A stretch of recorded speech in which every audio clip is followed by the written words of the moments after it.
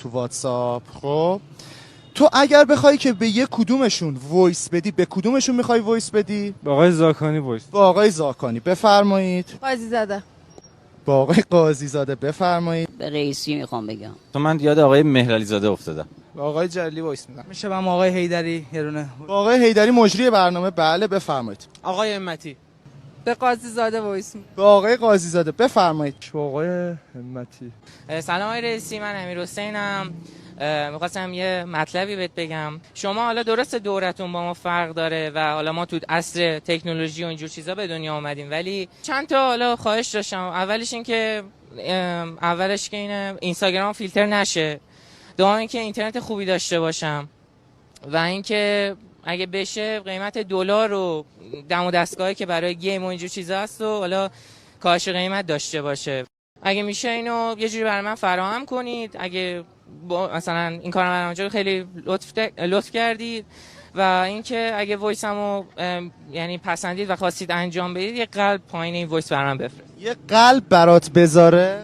بله یه قلب که مثلا به عنوان تایید باشید. سلام آقای زاکانی، من یکی از هموطنانتون هستم. من همونطور که تو برنامه مناظره تماشا کردم، من به این نتیجه رسیدم که شما تو بازی مافیا خیلی استعداد دارید و بعضی افراد مثل آقای همتی بدجور گیر میدید و بهتون مثلا پیشنهاد میکنم که این بازی مافیا رو حتما تجربه کنید. خیلی ممنون. آقای دری سلام، خوبی؟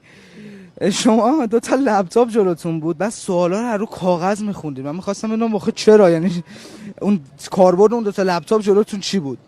سلام آقای قاضی زاده.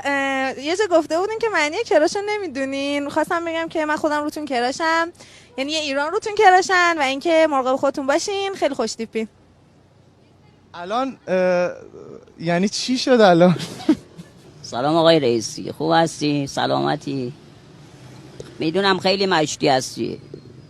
میخوام یه سوال ازت بکنم. یکی که معلوله روی ویلچر میشینه، شغلش هم فقط دست فروشیه، یه دختر دانشجو داره، 2 تا پسر مدرسه‌ای داره که باشگاه هم میرن، خانمش هم رو ویلچره، مستاجر هم هست، هم خانمش معلوله هم خودش.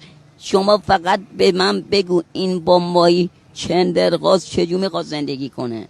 من ببین کسی بودم که تبلیغات میکردم دور میدون تجریش واسه احمدی نژاد، ببخشید واسه روحانی چی کار کرد واسه من؟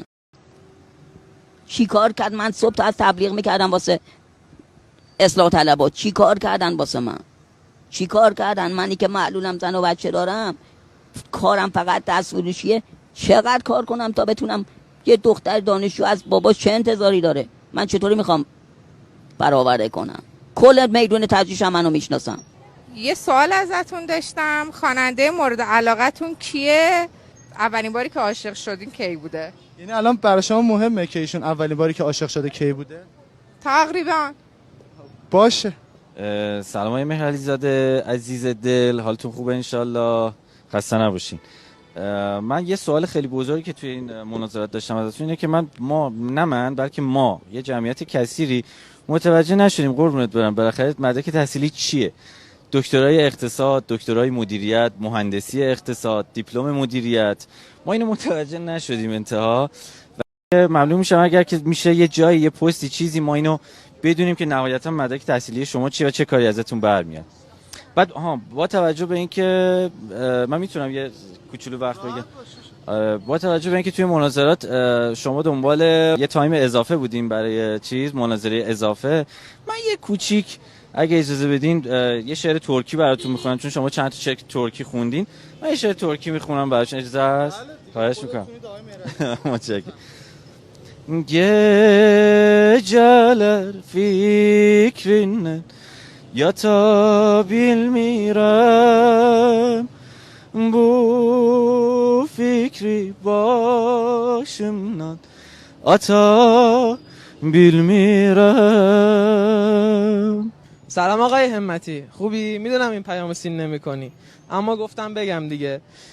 انصافا وقتی داشتی اون نامه رو میدادی به آقای رئیسی چهره‌ت عالی بود، اصلا انگار دنیا زیر پات بود. حرفاتم که خوراک سوسماسته. امیدوارم این پیامو سین کنی جواب ما رو بدی. خواستم سلام کنم به شما آقای جلی و اینکه خواستم بگم که موی انسان ذاتاً سفید آقای زیا و اینکه مدل مایه خیلی جذابی دارین. ممنون.